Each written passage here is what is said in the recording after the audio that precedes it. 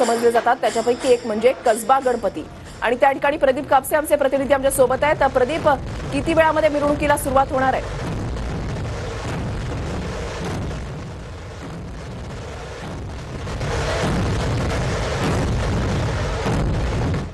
सुरुवात होते. आपण पाहतोय की ढोल ताशांच्या निनादामध्ये गणपती बाप्पाची मिरवणूक जी आहे ती काढली जाते. मात्र या गणपतीचं वैशिष्ट्य म्हणजे पालखीमध्ये ही मूर्ती जी आहे ती बसवली जाते आणि पालखीमधूनच या गणपती बाप्पाची मिरवणूक जी आहे ती काढली जाते. अगदी थोड्याच वेळात मानाचा पहिला गणपती असणारा कसबा गणपतीची मूर्ती घेण्यासाठी पालखी जी आहे त्या ठिकाणाहून निघते. आणि आपण पाहतोय की मंदिराच्या बाहेर या ठिकाणी संघर्ष ढोल ताशा पथकातील हे सगळे वादक जे आहेत सुंदर असं साजरे करताना पाहायला मिळतात. आणि आज संपूर्ण पुणे शहरामध्ये गणेशोत्सवाचा उत्साह जो आहे तो पाहायला मिळतोय. आबालवृद्ध असतील, त्याचबरोबर सगळे पुणेकर आज भक्तिरसामध्ये न्हाऊन गेलेले आहेत.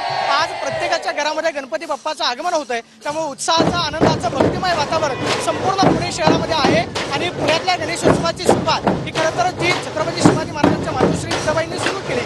तर बसवलेल्या कसबा गणपतीची प्रतिष्ठापना केलेल्या खरं तर मानाचा पहिला गणपती असणारा कसबा गणपतीची मिरवणूक अगदी थोड्याच वेळात या ठिकाणून निघते. आणि आपण पाहतोय की या ठिकाणी हे सगळे पथकातील वादक जे आहेत त्या ठिकाणी सुंदर असं सादरीकरण करताना पाहायला मिळत आहेत. पुण्यातल्या गणेशोत्सवाचं वैशिष्ट्य म्हणजे ढोल ताशाच्या पथकाच्या निनादामध्ये गणपती बाप्पाची मिरवणूक जी आहे ती काढली जाते. कोणताही गाजावाजा न करता ढोल ताशाच्या पथकाच्या निनादामध्ये ही खरं तर गणपती बाप्पाची मिरवणूक जी आहे ती निघते. आणि अगदी थोड्याच वेळात गणपती बाप्पाची मूर्ती जी आहे ती या ठिकाणी पालखीमध्ये विराजमान केली जाईल आणि त्यानंतर मिरवणुकीला सुरुवात होईल. वृषाली, नक्कीच धन्यवाद प्रदीप आणि योगेश, तुम्ही दिलेल्या या सविस्तर माहितीसाठी. तर